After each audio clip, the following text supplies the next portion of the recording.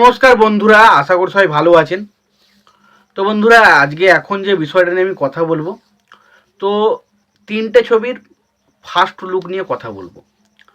তো একটা হচ্ছে বরবাদ, এটা ফার্স্ট লুক না, সেকেন্ড লুক।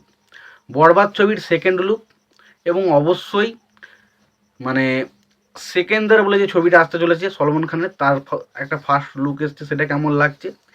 এবং অবশ্যই জঙ্গলি সিনেমার একটা ফ্যানমেড পোস্টারও বলা যাবে, একটা পোস্টার বেরিয়েছে বলা যাবে। আমি একটু ফ্যানমেড কি এমনি পোস্টার বুঝতে পারলাম না, তবে বেরিয়েছে দেখলাম। তো সেই পোস্টারটা আমার কেমন লাগলো সেই বিষয় নিয়ে আলোচনা হবে। তো দেখুন, প্রথমেই আমি যদি আলোচনা করি বরবাদ নিয়ে, তো বরবাদ ছবির একটা পোস্টার সেরেছে বলবো না, একটা যা হোক করে ভাইরাল হয়েছে একটা লিক, যেখানে আমরা পুরোপুরি শাকিব খানকে পুরো টাকলু লুকে দেখতে পাচ্ছি। এবং সেই জায়গায় যে বিজিএমটা ইউজ করা হয়েছে না, সেটা টেরিফিক ব্যাপক লাগছে। এবং শাকিব খানের লুকটা প্রচণ্ড ভাইরাল হতে চলেছে, এটুকু শিওর। যখনই লুকটা যেদিনকে আসবে, যে পোস্টারটার এই লুকটা, সেদিন প্রচণ্ড ভাইরাল হবে, এটুকু এটুকু বলে রাখলাম। দেখে নেবেন কি পরিমাণ ভাইরাল হচ্ছে এই লুকটা, শুধু একটু মিলিয়ে নেবেন এবং এই লুকটা দিয়ে জাস্ট কাঁপিয়ে দেবে। তো আমার কিন্তু লুকটা জাস্ট একটা লিক বেরিয়েছে লুকের, তো সেটা দেখে আমি জাস্ট ফিদা হয়ে গেছি, ব্যাপক লেগেছে আমার। এবার আসি দ্বিতীয় যে বিষয়টা নিয়ে কথা বলে, সেটা সেকেন্দারের যে লুকটা, সেটা কেমন লেগেছে। দেখুন, সেকেন্দারের লুক, সলমন খানের যে লুকটা ছাড়া হয়েছে, সেটা একটা সিনেমার প্রমোশনের ক্ষেত্রে কতটুকু গুরুত্ব রাখে আমি জানি না। আপনি যদি একটা সিম্পল লুক হিসাবে দেখেন, আমি বলবো লুকটা ঠিকঠাক।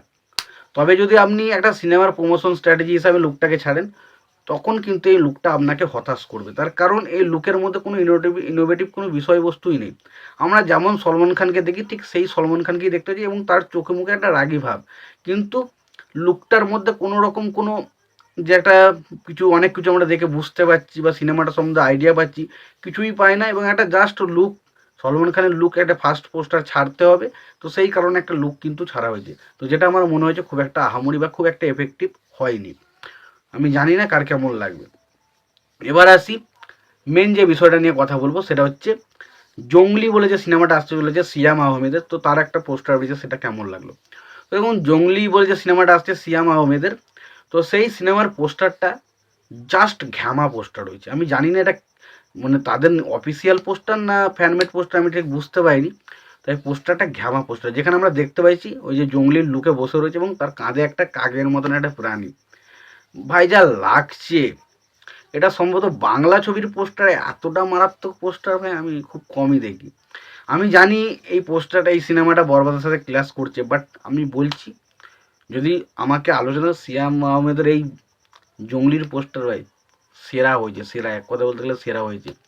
আমি কখনো, দেখুন, যেটা ভালো হয়েছে সেটা ভালো বলতে হবে, এরকম কোনো ডাউট নেই যে এর সাথে আছে ক্লাসে কী হয়েছে, কিন্তু যেটা ভালো সেটা বলতে হবে।